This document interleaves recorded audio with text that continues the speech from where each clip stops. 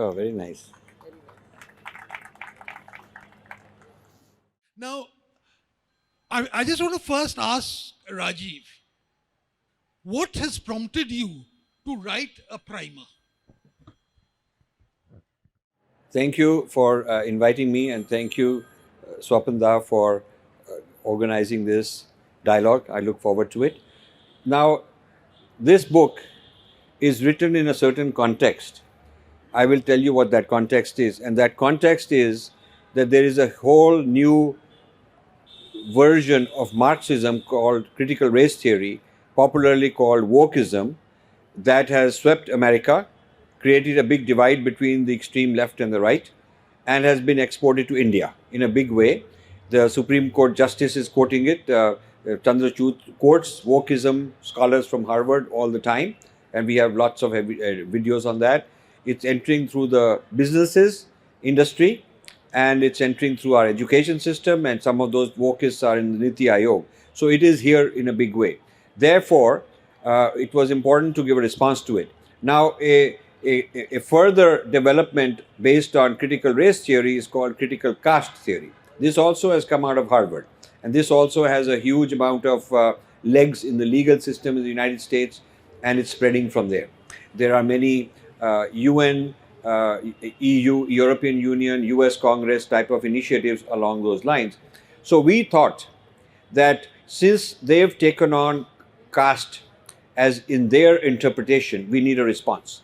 So it is a response to the caste idea and theory as promulgated by the critical race theory, critical caste theory, wokeist in particular. Because our people are on the defensive, they are being sued, some of them feel harassed, and they need to know how to talk back. So it is a primer for helping our people respond to what we think is unfair bias against us.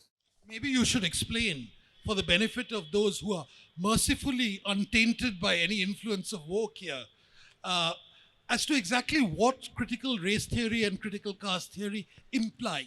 Great. So Marxism, as you know, was started in the 1800s and dealt with society. It profiled society as consisting of oppressors and oppressed, but those were economic classes.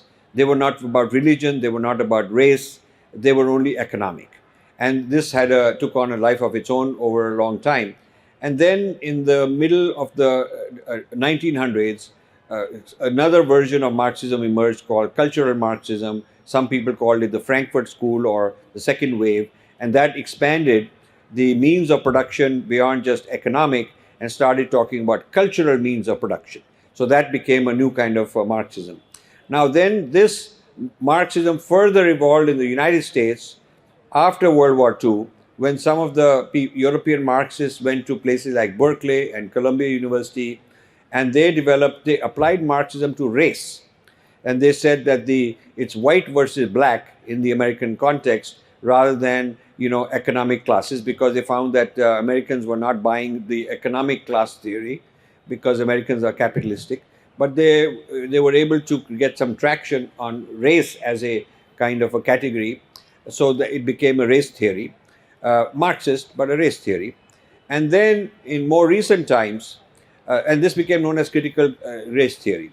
In more recent times, some Dalits were invited to Harvard and encouraged to combine forces with the African Americans and Muslims and others who felt that they are oppressed, to create what's known as critical caste theory, which says that the Dalits of India are the blacks of India, and the non-Dalits are the whites of India, and the whole law on racism in America and the whole social theory of racism in America should be applied as a lens to study India.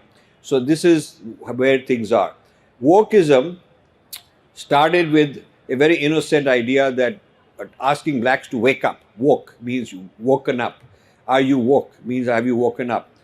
That's a great idea. Everybody should wake up. But then it got weaponized into a kind of divisiveness, and this divisiveness has become very rabid, and now it's been applied to caste now. So this is the latest. This is why so much strange stuff is happening against India, whether it's BBC, whether it's some articles in the Wall Street Journal and New York Times and so on, and also in the United Nations in Geneva. So this wokeism applied to caste is the latest frontier for what we have called breaking India forces. Vijaya, to ask you the question, what do you think did this primer? Why a primer? In the past, you've written books which are quite voluminous.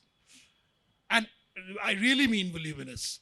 But why, therefore, a primer? Who is your target audience and what do you hope to achieve? Like Rajiv ji mentioned, caste is the area, is a weapon that critical race theorists use to attack Hinduism, to attack India, to attack any structure that they deem not aligned with their values. So we find that Hindus and Indians struggle as to how to respond to caste, because caste is only a small sliver of a grand social structure. And like the person in the introduction said, it's a grand social structure that the Indian civilization produced, which actually resulted in the diversity that we see in society today. We see Varna pride.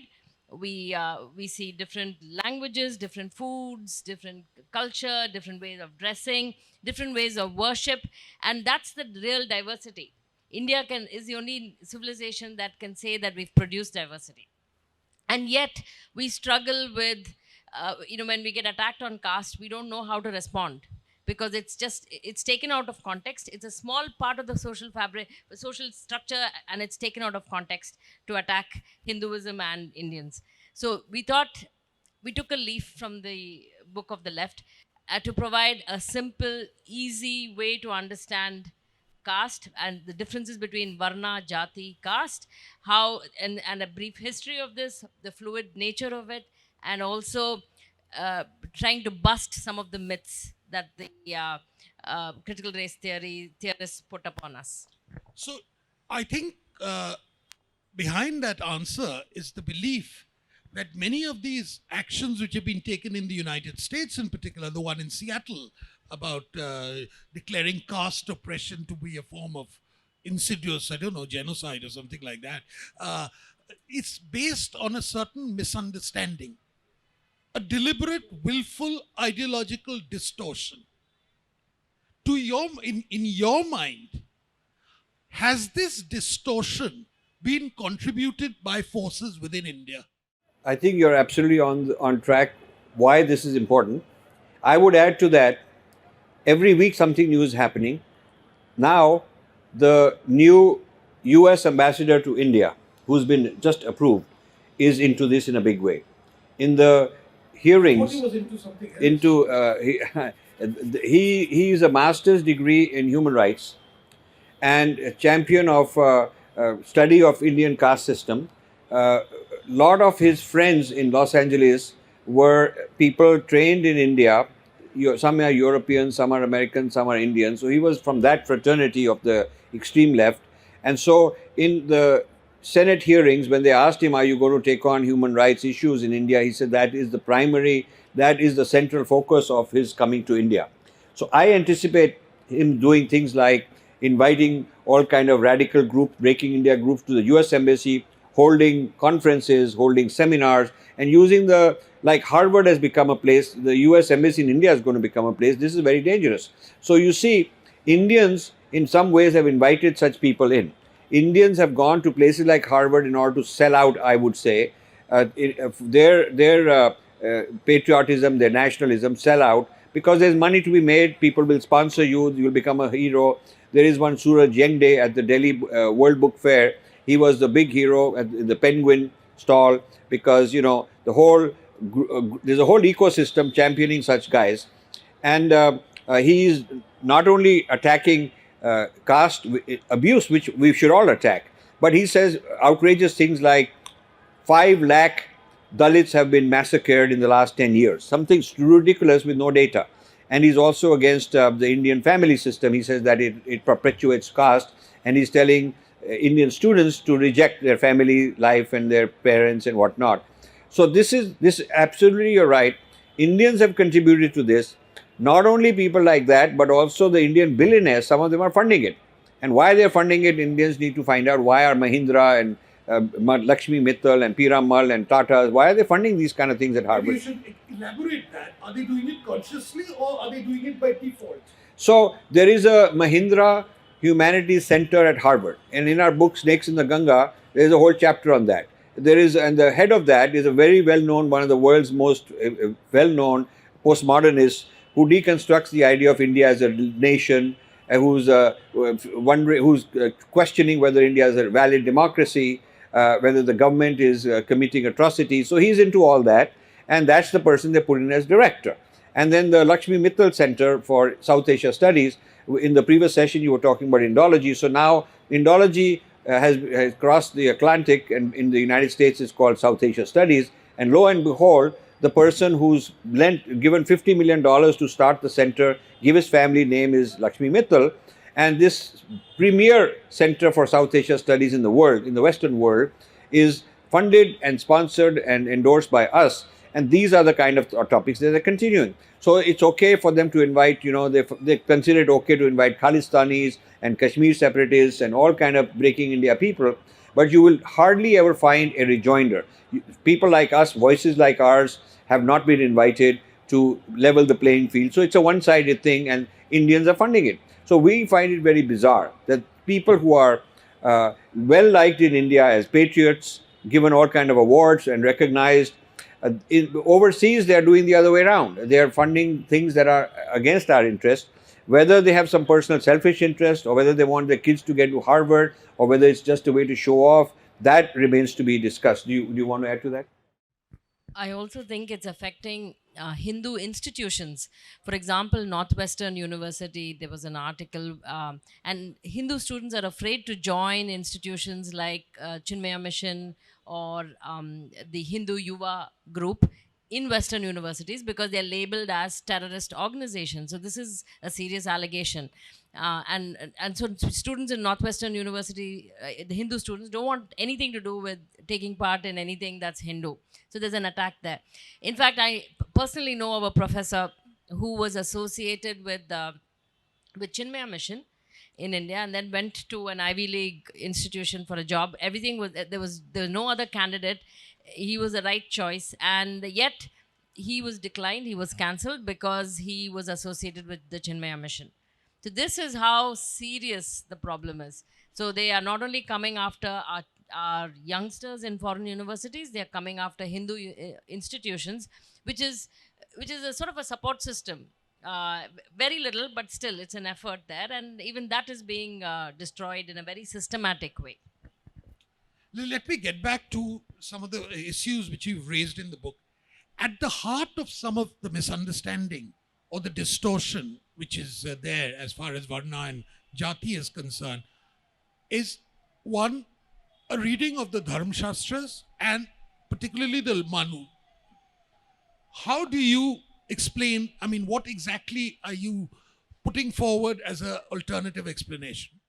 So in this, we have looked at we've looked at the history of how our texts talk about Varna and Jati. So we talked about in the Vedas, in the Dharma Shastra, in the Itihas, how it is talked about, how it is talked about in the Dharma Shastras, Arth Shastras, and so on, and shown that it is not the case as represented, that this is some kind of like the 10 Commandments, which is fixed and rigid, one book and one idea and dogma. There is no dogma on Varna Jati. There are a lot of debates, a lot of discussions.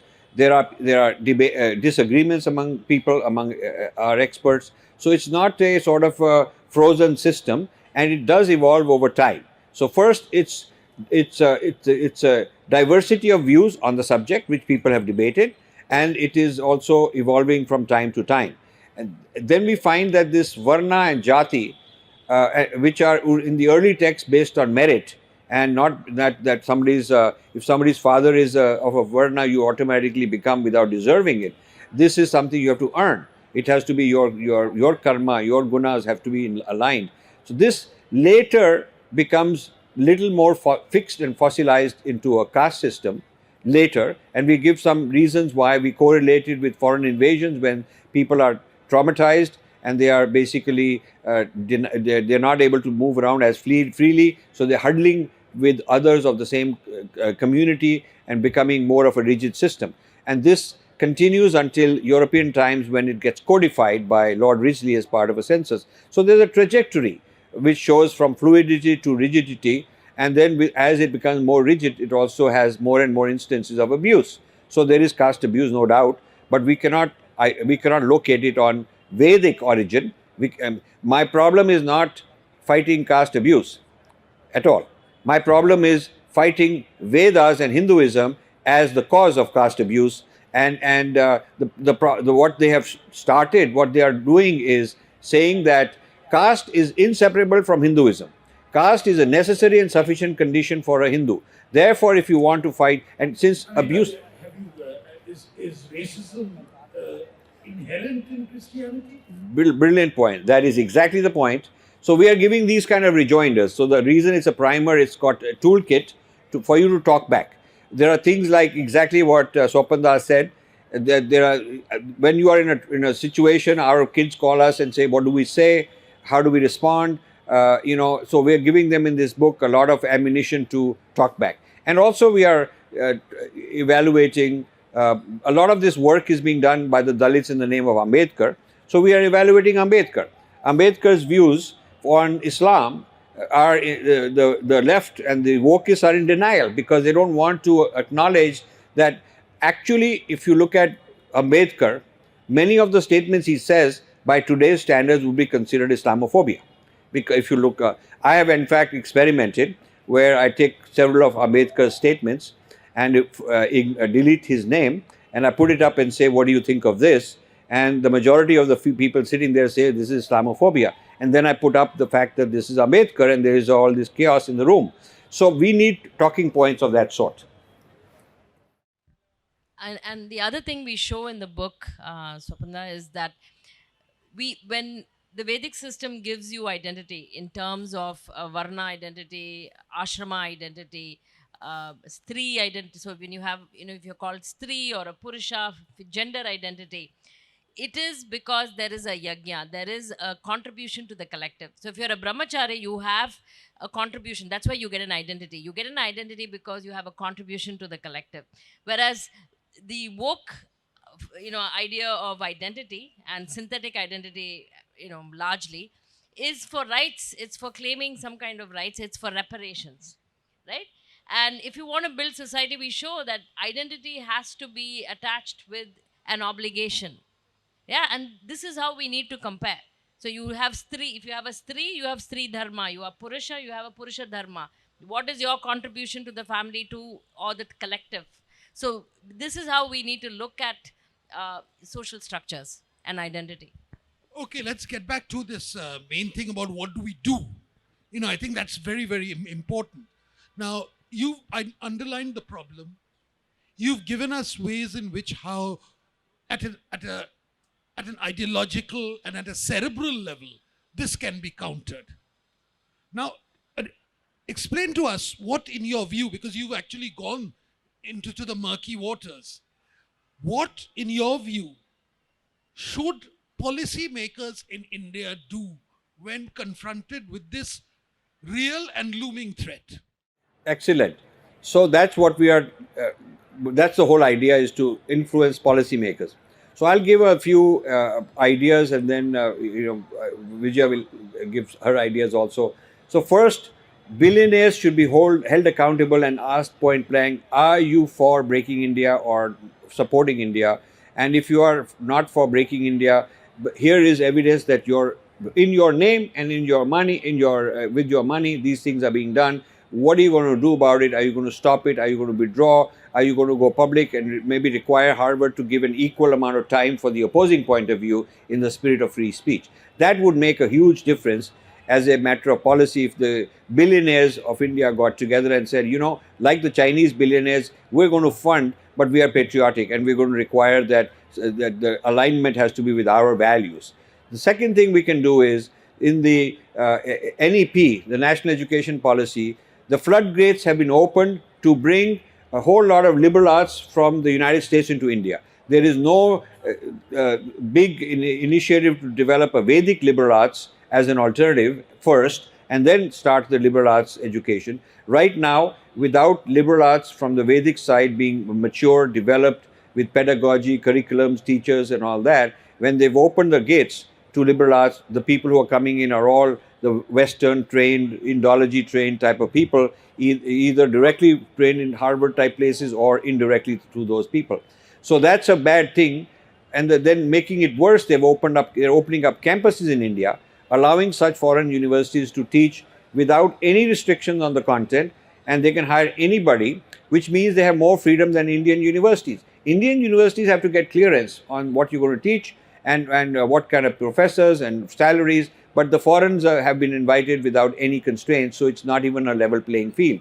So these are very bad policies that they ought to stop. So these are examples of how to stop the bad policies. Now, in terms of responding to, in a positive sense from our side, we need to take this humble book as an example and talk about the truth about our system and our history, and whether all this can be projected back on the Vedas, which is what the other side wants.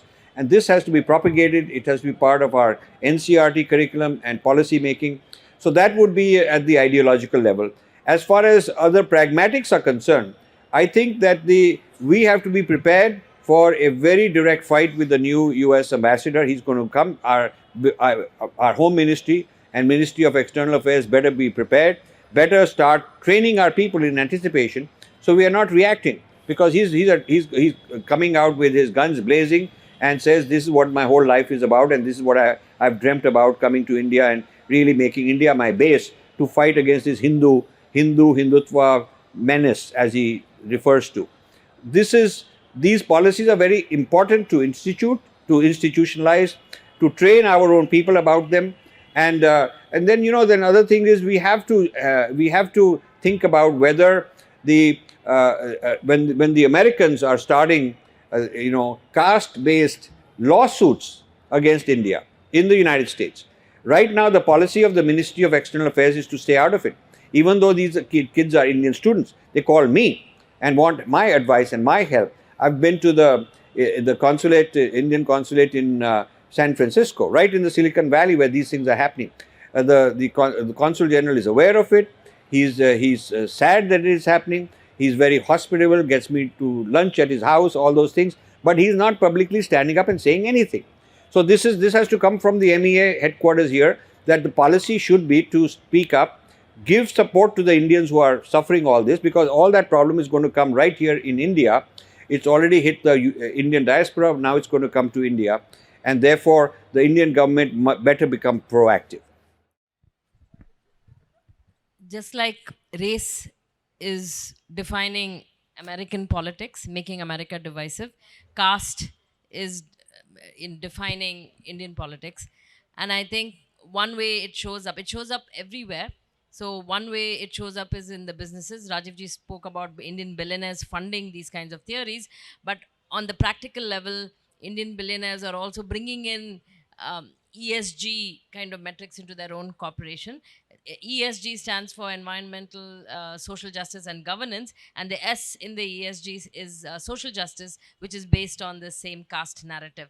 They're bringing in these ideas into the corporations and ensuring that all that the employees are trained in caste sensitivity, and in the corporation as such is also being friendly to these woke social justice ideas. So that's also another thing we can do to stop it from coming into the Indian corporate scene. Well, I think nearly the time is over. I think one of the main reasons why some of these woke theorists, at least in India and even outside, get traction is their ability to guilt trip some people. I think that's really one of the mental conditioning is one of guilt tripping. And this guilt tripping arises because your own ethical, moral, political, religious foundations are fragile. So I think the ultimate answer is how do we improve the schooling system in India? And that's the base on which it is there. Secondly, we don't necessarily have to make religion in its widest sense of the term something which is taboo from polite conversation. So I think there is a mental shift which we have to there. Otherwise, we're going to get the full thrust of this woke thing. And it's acquired one form in the United States. It may well acquire another, more insidious form in India. But thank you very much, both of you. And I know you've written many more books, and I think some of those are being published. Maybe as a concluding remark, you should tell people here what other books and what other ventures there are. So we just came out with a very large book called Snakes in the Ganga, which is about this whole wokeism and the role of Indian billionaires and the role of Harvard and how it's affecting India, a big grand sweep, and how they've targeted IITs particularly. Now, you don't need to read this huge book entirely. You can read introduction, 50 pages, and every chapter has a summary, 1 or 2 page summary. So in about 100 pages, you get the entire thesis. And the rest of the book is evidence, backup. When you have a fight with somebody or a debate, if they question you, you can go back to the book and quote exact data. So that's one book. Another one is Battle for IITs, where we are showing how this wokeism is now attacking IITs in the whole tech industry in India, abroad, wherever there are Indian people, they are saying they are filled with casteism. And then we have a book called The 10 Heads of Ravana, where a young group of scholars we have mentored are taking on 10 intellectuals that are Hindu-phobic. And the idea of the book is that Ravana has become reincarnated as an intellectual. So these 10 people who are popular, I mean, we have... Ravan was an intellectual. Ravan was an intellectual, hard-working guy, did a lot of tapasya, had a lot of merit, but he just got twisted in his approach to society. So we are saying that there are now these people who are very intelligent, hard-working, and they are 10 of them. Some of them are Indians. Ramchandra Guha is there, and Shashi Tharoor is in there, and Devdutt Patnaik, and Ramila Thapar who was from JNU initially, and Irfan Habib, and a lot of Americans like Audrey Truskay and Wendy Doniger and Sheldon Pollock, etc. So we are giving a very scholarly response, nothing personal, no hitting below the belt, no defamation, simply taking their works, analyzing them, and giving a response to, and inviting them. We are inviting them to come and have a discussion with our team.